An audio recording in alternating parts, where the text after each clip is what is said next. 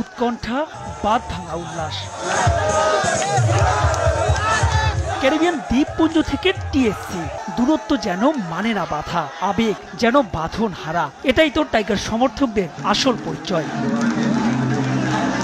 ডাচদের সঙ্গে বহু হিসেব নিকেশ চুকিয়ে নেয়ার পালা। তাই তো বৃহস্পতিবারের সন্ধ্যার ঝোড়ো হাওয়াকে নিকুচি করে টিএসসিতে দর্শকদের ঢল। প্রতি বলে বলেই চিয়ার আপ, অকুণ্ঠ সমর্থন। ম্যাচ জয়ের পর আবেগ যেন উছলে পড়ে। রিশাদের বোলিং দেখে আমরা খুবই মুগ্ধ।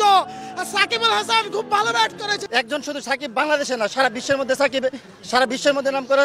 সুপার সাকিবে আস্থা, সুপার সাকিবেরই প্রতিদান। অথচ টাইগারদের এই বিশ্বসেরাকে নিয়ে কতই না সমালোচনা। সাকিবের ব্যাটে রান, সমালোচক বীরেন্দ্র সেহওয়াগের যেন মুখে ছাই। সবচেয়ে ভালো লাগছে বীরেন্দ্র সেহওয়াগকে চোখে আঙুল দিয়ে সাকিব আল হাসান দেখাই দিছে। সাকিব আল হাসান কি জিনিস। সাকিব আল হাসান আজকে যে দায়িত্বটা পালন করেছে এক্সেলেন্ট। আজকে বাংলাদেশ দলের জেতাটা খুবই ইম্পর্টেন্ট ছিল। দারুণ জয়ের পরেও সেই পুরনো কাসুন্দি খাটা। আবারও যে ব্যর্থ টপ অর্ডারে লিটন শান্ত। তবে শান্তর অধিনায়কত্ব নিয়ে ছড়ল স্তুতি। তার ব্যাটিংয়ে হয়তো অফ ফর্মে থাকতে পারেন, কিন্তু তার যেই ক্যাপ্টেন্সি, তিনি যেই মুভমেন্টে যেই বোলার দরকার, ক্যাপ্টেন্সি এক কথায় অসাধারণ। আমরা সত্যি আশাবাদী, ইনশাআল্লাহ আমরা এবার বিশ্বে অনেক ভালো কিছু করব। ইনশাআল্লাহ বিশ্বে অনেক ক্যাপ্টেন নিয়ে আসবো।